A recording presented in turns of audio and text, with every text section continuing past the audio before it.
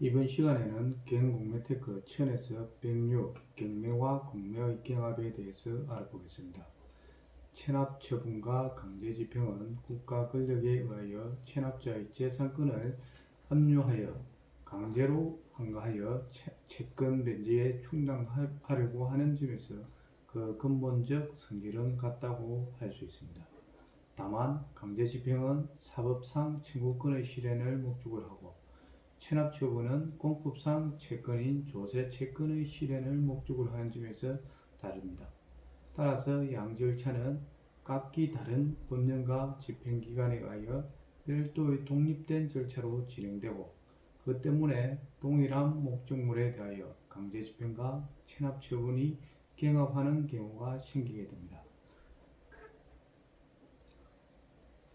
즉 체납처분에 의한 압류 후 공매 진행 중인 부동산에 대하여 경매 신청이 있는 경우에 그에 대한 경매 개시 결정을 하여 경매 절차를 진행시키거나 반대로 경매 신청에 의거 경매 개시 결정을 하여 경매 절차가 진행 중인 부동산에 체납처분으로 공매 절차를 진행하는 경우가 있습니다.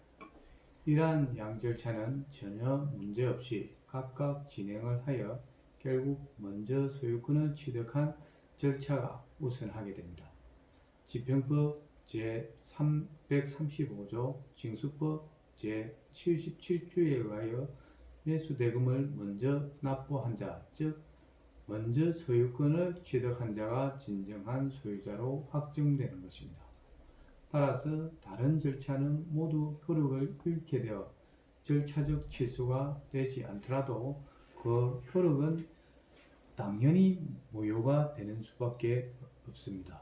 또한 한쪽 절차에서 소유권 이전이 확정되어 그 소유권 이전 등기와 함께 등기 부상의 모든 권리의 말소 등기를 촉탁할 때에 효력이 없게 되는 다른 절차의 압류 등기는 매수인이 인수하지 아니하는 부동산상의 부담의 등기로 말소를 하게 됩니다.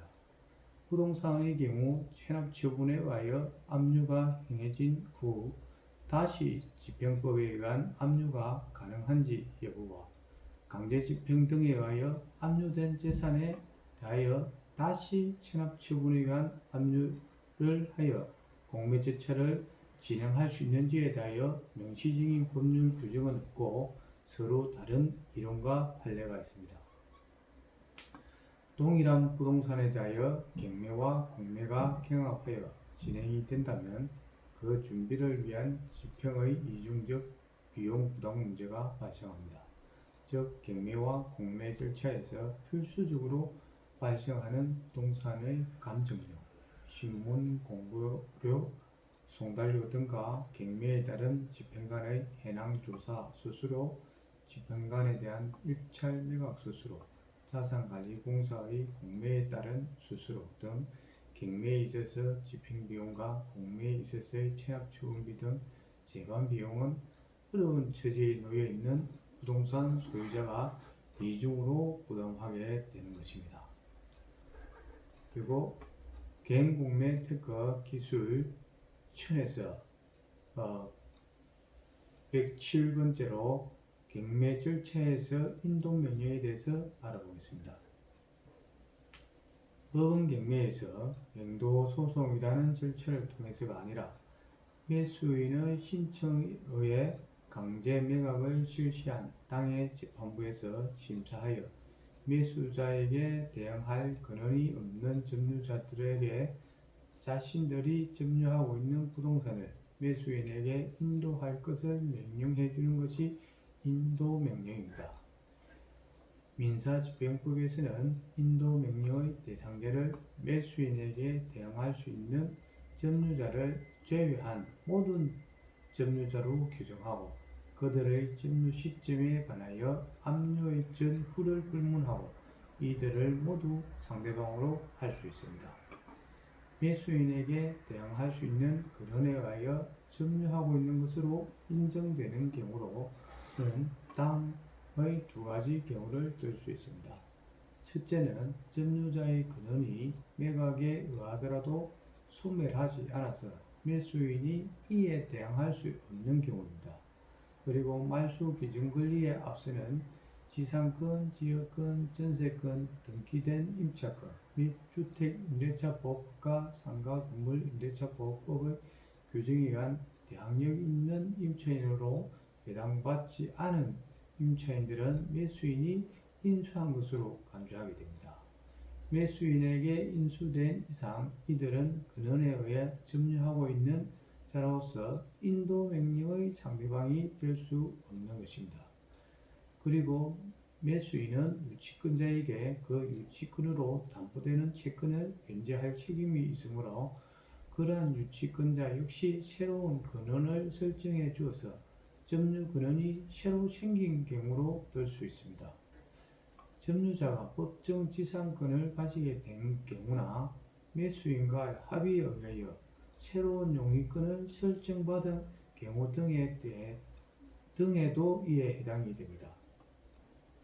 매수인은 인도명령에 의하여 매수한 부동산을 명도받기 위해서는 반드시 대금을 납부한 때로부터 6개월 이내 경매 집행 부분에 인도명령을 신청해야 합니다.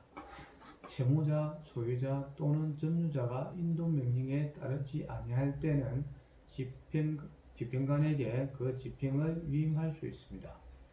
인도명령은 경매 절차와는 독립된 파생 절차이나 대금 납부 후에 매수인으로 하여금 매수한 부동산을 손쉽게 명도받을 수 있는 방안을 제도적으로 보장한 것입니다.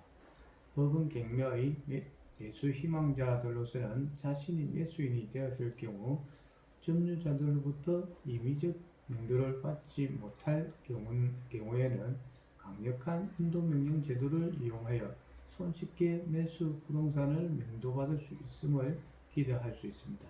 따라서 그들은 매수 가격을 더 높게 결정하려는 것은 물론 적극적으로 입찰에 참여하게 되므로 매각 부동산은 좀 더 높은 가격에 매각될 가능성이 높습니다. 이번 시간은 여기까지 배워보도록 하겠습니다. 다음 시간에는 계획공매기술 1000에서 108번째로 대항력과 우선변제권 그리고 최우선변제권의 관계에 대해서 배워보겠습니다. 감사합니다.